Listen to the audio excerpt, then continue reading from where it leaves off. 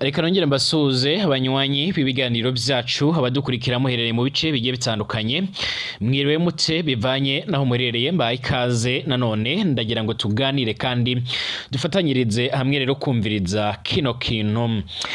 Mu nkuru mpejeje kubahereza mu kanya nabamenyesheje ko umukuru w'igihugu cy'u Burundi yafashe indege n'umutambukanyi wiwe Angelina Ndayishimiye iberekeza i Washington DC muri leta zunze ubumwe za Amerika mu kwitaba amashengesho nkuko byagaragaye. Ayo ni amakuru twama tugarukaho. Usibye kuba hari ibindi bibazo biremereye cyane Evariste Ndayishimiye yagombaga kwitaho nk'umukuru w'igihugu cy'u Burundi ndetse akaba yaragombaga kwitaba inama iremereye cyane turaza no kwitsaho muri kino kiganiro igomba gutangura uno munsi ikabera mu gihugu ca Tanzania nkuko bigaragara abategetsi bagiye batandukanye baraza kuba bohahuriye gushika uno mwanya. Evariste Ndayishimiye arakomeje kwiyegereza abazungu cange aburuhu gwera kugira ngo bace baramufasha mu kuva mu bibazo Burundi buriko buranyuramo uno mwanya.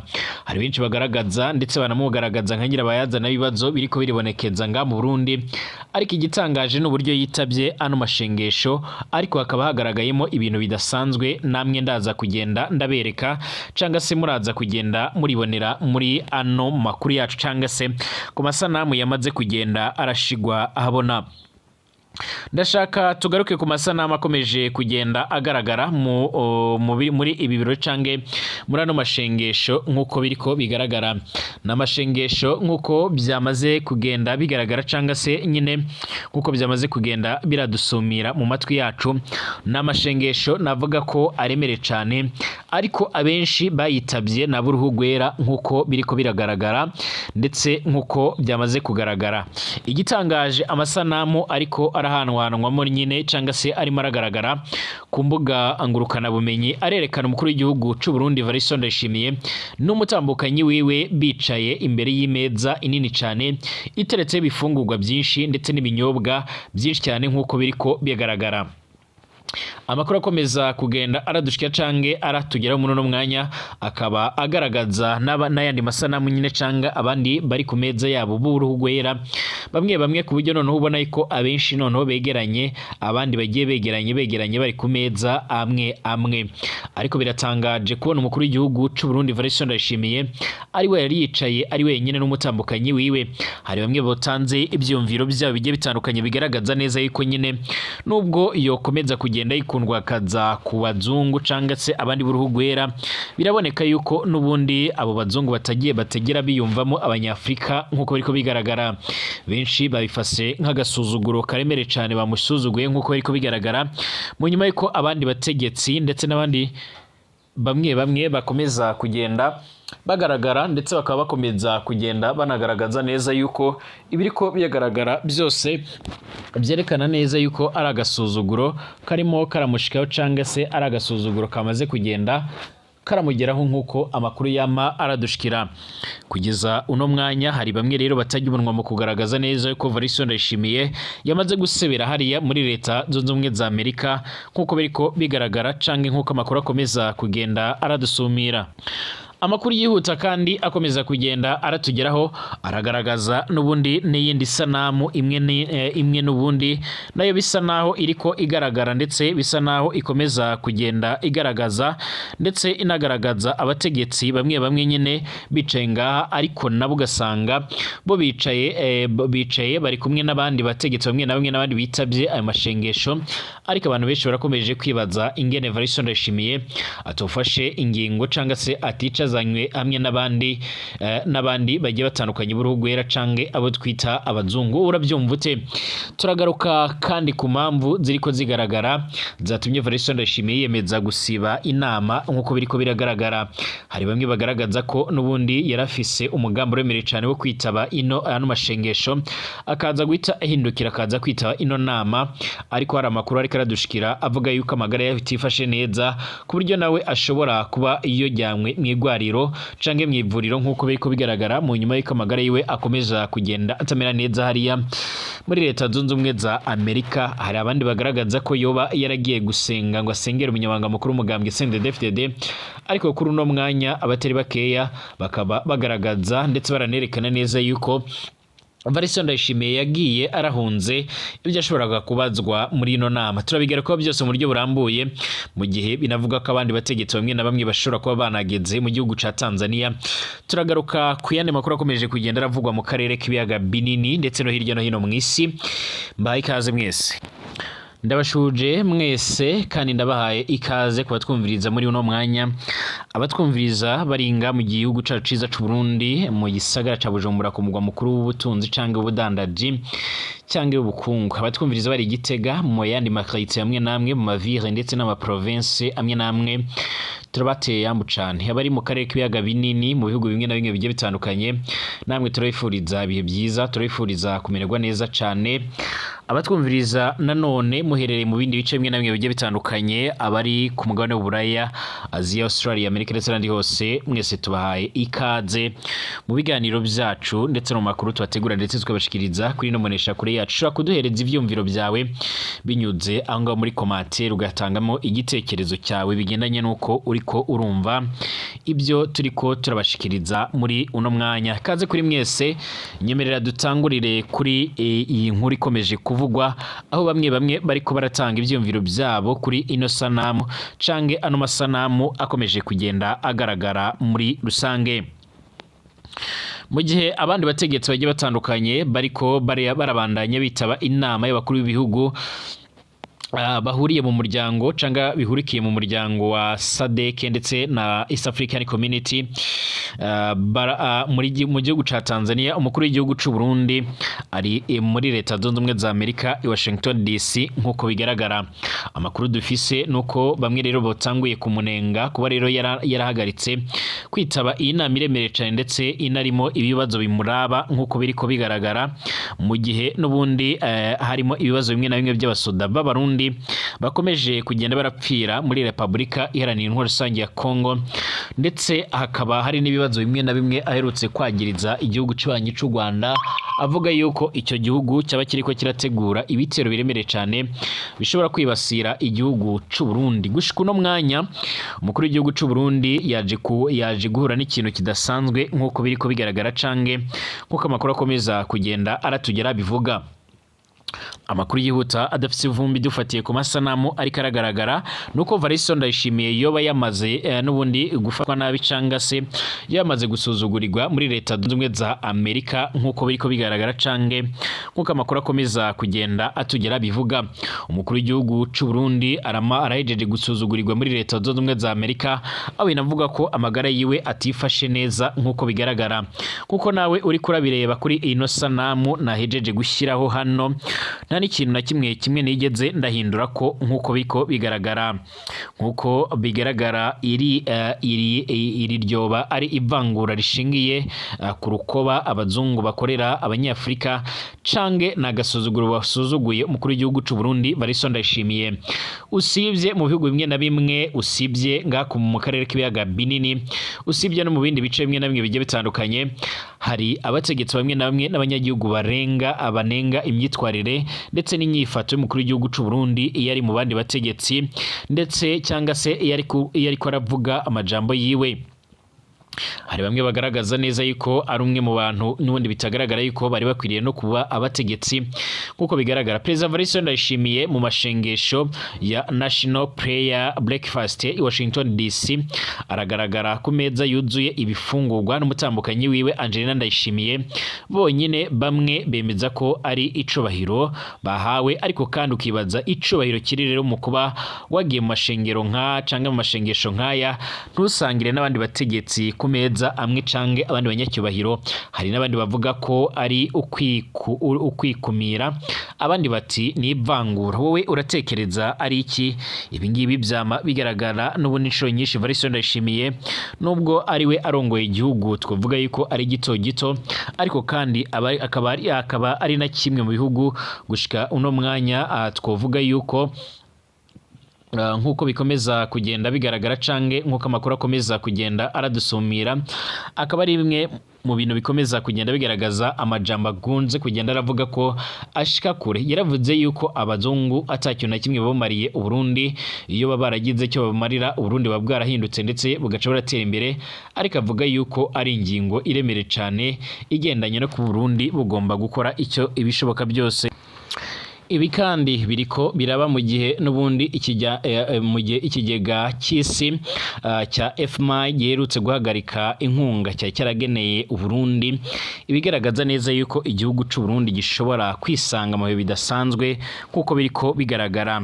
Ariko kandi hari bamwe bagaragaza neza yuko Variston Ndayishimiye yahagaritse ibikorwa byo kwitaba iriya nama mu rwego rwo kugira ngo abashe kuba yareba ndetse yanahura n'abategetsi baremere cyane ngaha muri Leta Zunze Ubumwe za Amerika, mu nyuma y'uko rero igihugu ca Leta Zunze Ubumwe za Amerika nacyo giherutse gutangaza neza ko kigiye gutangura guhagarika ibikorwa bigendanye n'imfashanyo zimwe rero n'ubundi cyageneraga ibihugu bya nga mu karere k'ibiyaga binini, ndetse akiyongeraho n'ibindi bibazo bimwe na bimwe byagiye byibonekeza haba mu mahera yose igihugu cy'u Burundi cyinjizaga mu butumwa carongetsemo ingabo muri Somalia.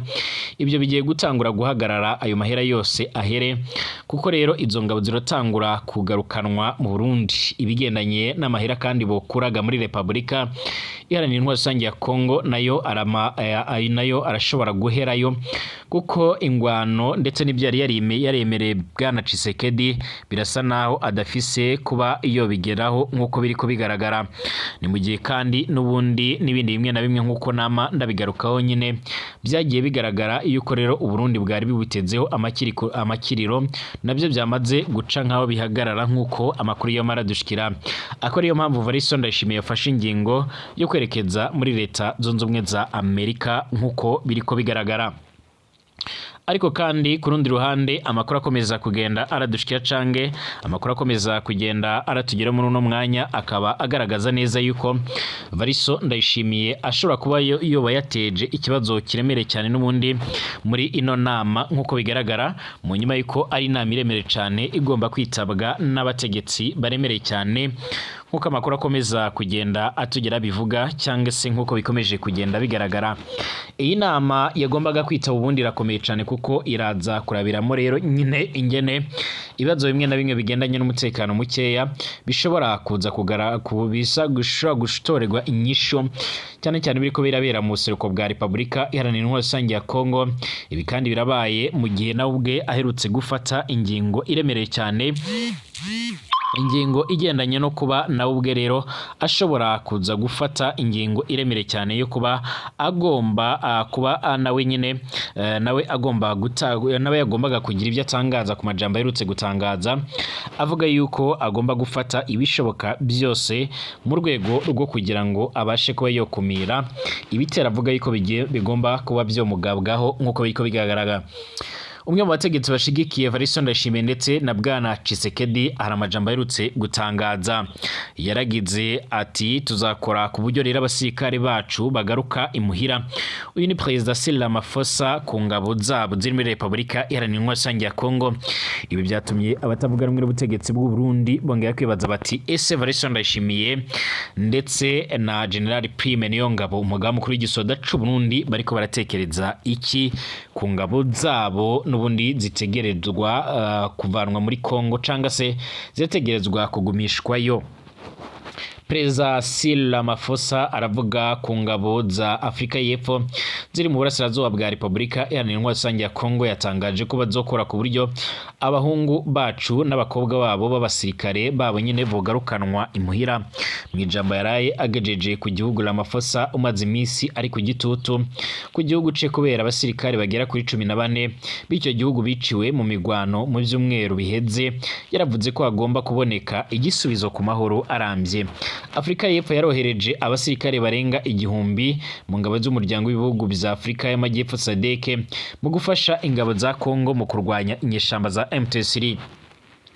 yagize ati turasaba impande zose kwakira neza umuhate uriho wa diplomasi wo kubona rero igisubizo ku mahoro harimo rero kubahiriza ibiganiro vya Rwanda.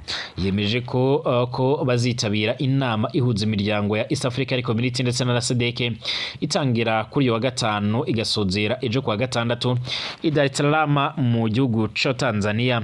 Kuri iyo nama i Dar es Salaam Ramaphosa yaragize ati tuzasubiramwo rero ko duhamagarira guhagarika imirwano ndetse no gusubukurwa kw'ibiganiro byo kugera ku gisubizo nyacyo kandi kirambye, kandi tuzokora ku buryo rero abahungu bacu abasirikare bacu bagaruka imuhira. Bamwe mu bagize inteko nshinga amateka ya Afrika y'Epfo muri iki cyumweru barumvikanye banenga icemezo cyo kohereza ingabo z'iki gihugu muri RDC ndetse no kuba kugeza ubu ngo ministeri y'ingabo itarashobora gucyura imirambo y'abasirikare biciwe muri iyo ngwano. Afrika y'Epfo, Malawi ndetse na Tanzania nibyo bihugu byo muri SADC byorohereje ingabo gufatikanya na leta ya RDC. Mu kwa gatatu perezida wa Malawi yaratangaje ko ingabo z'igihugu cye zigomba kwitegura gutaha byanze bikunze. Hari ubwoba bwinshi i Bukavu. Hagati amakuru agiye atandukanye aremeza ko imirwano yakomereje mu kwa kane hagati y'umuhari wa MTC ndetse n'ingabo za leta mu gace kegereye Katana ni muri teritwari ya Karehe n'intara Kivu y'Amajyepfo. Katana iri ku ntera ya kilometero zigera ku 10 uvuye mu mujyi muto wa Kavumu ufise ikibuga c'indege nk'uko biriko bigaragara. Kugeza ubu ngubu nta makuru yizewe aremeza niba MTC yarafashe Katana. Amashusho amwe namwe yarashyizwe ku mbuga ngurukana bumenyi n'abanyagihugu bavuga ko abasirikare ba leta bahunze Katana berekeza Ikavumu ku ntambara. Mu ntambara ibintu rero birashobora guhinduka umwanya uwo ari wo wose nkuko bama barabitangaza. Hepfo ku ntera ikilometero zisaga 50 uvuye aho rero mu mujyi wa Bukavu ahavugwa ubwoba mu rubanda kubera imirwano isa nirimo guhasatira. Amashuri makuru ndetse na za kaminuza nibura zibiri mu mujyi wa Bukavu zarasohoye amatangazo ko zagaritse amasomo kuva kuri uyu wa gatanu kubera uko riri ibintu bizifashe. Itangazo rya Université Evangélique en Afrika y'Ibukavu rivuga ko icemezo cyo kuba rero barahagaritse amasomo gitewe n'ubwoba ubu ngubu buri mu banyagihugu. Isaba abanyeshuri bayo n'abakozi gukurikirana rero uko rero ibintu bimeze bari iwabo nk'uko biriko bigaragara. Radio mpuzamahanga y'Ubufaransa RFI iravuga yuko haheze iminsi ibiri bato 72 izwi nka Tafoka bivuze Task Force y'ingabo z'u Burundi irimo rero gukusanyirizwa igatumba hafi y'umupaka wa RDC mbere yo koherezwa i Bukavu nk'uko biriko bigaragara. RFI iradio mpuzamakungu ya France iravuga yuko iyi izahita rero ituma bato y'ingabo z'u Burundi muri RDC ziba 16 ikagereranya ko rero abo ari abasirikare hagati y'ibihumbi 8 ndetse na 12 nk'uko biriko bigaragara. Iyi radio y'Abafaransa iravuga yuko batayo 5 muri izo zisanzwe ziri mu misozi ya Fizi ndetse na Uvira aho zoherejwe mu kurwanya inyeshamba z'umuhari wa Red Tabara nk'uko bikomeje kugenda bigaragara ngo udafatwa na M23. Ingabo z'u Burundi ziri mu burasirazuba bwa RDC ku masezerano y'ubufatanye mu bya gisirikare yumvikanywe hagati y'abategetsi b'ibihugu byombi. ONU ikaba kandi ONU na Kinshasa bivuga ko ufashwa n'ingabo z'u Rwanda. Izo nyeshyamba n'u Rwanda barabihakana. ONU isaba u Rwanda kuvana ingabo zarwo muri Repubulika Iharanira Rusange ya Kongo. Kuri aya makimbirane umunyamabanga mukuru wa ONU Antonio Guterres yarayatangaje ko iki ari igihe cyo gucecekesha imbunda kubaha ubusugire bwa RDC. Bwana Antonio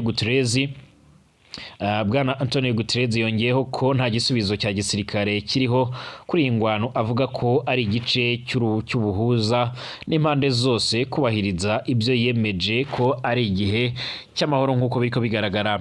Mu gihe abandi bategetsi bakomeza kugaragaza ndetse no guhamagarira abandi bategetsi bagiye batandukanye nk'uko bikomeje kugenda bigaragara cyangwa nk'uko bikomeza kugenda bitugeraho, abenshi barakomeje gahunda zabo zo zo kugerageza gucyura abasoda babo, ariko kandi bakwibaza uti ese mu Burundi byaba bihagaze bite, byaba biteye bite gushika uno mwanya.